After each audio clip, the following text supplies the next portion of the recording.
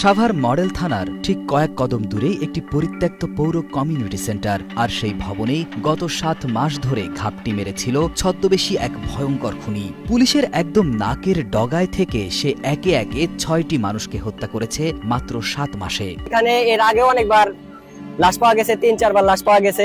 এটার কোনো পদক্ষেপ নেওয়া হয় নাই। আমাদের এদিক দিয়ে চলাফেরা করতে এখন ভয় লাগে। এই যে সামনে এত বড় একটা আর্মি স্কোয়াড, এইটা থাকা সত্ত্বেও আমরা দেখি প্রায় মানে পুরো রাতে এখানে আর্মির টহল চলে, সবই চলে, তারপরেও কিভাবে এখানে লাশ পাওয়া যায়। গত ১৮ জানুয়ারি রবিবার ওই ভবন থেকে আগুনে পোড়া ২টি লাশ উদ্ধার হওয়ার পর বেরিয়ে আসে রক্তহীন করা সব তথ্য।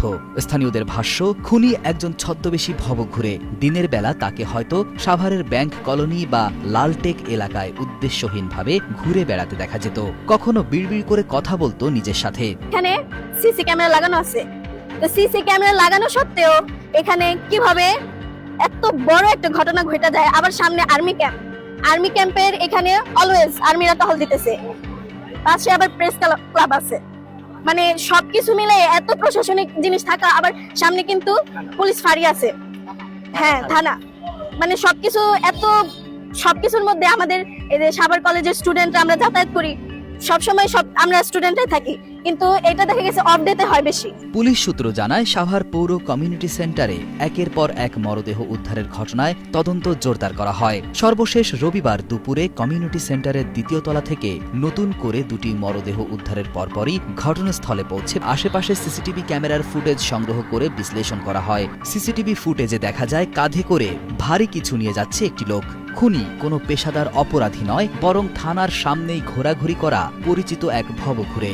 নাম মশিউর রহমান খান সম্রাট। আমরা 2টা পুরা মৃতদেহ আমরা এখানে পাইছি, পর্যাপ্ত আলামত সংগ্রহ করছি। এখন আমরা আলামত সংগ্রহ করে থানা অফিসারকে বুঝাই দিয়েছি। এখন থানা অফিসার পরবর্তীতে ব্যবস্থা নেবেন। এটা আমরা একটা মেয়ে বলতে পারতেছি, আর একটা পুরোটাই পুড়ে গেছে। এটা এখন আপনার ডিএনএ স্যাম্পল ছাড়া এটা বোঝা যাচ্ছে।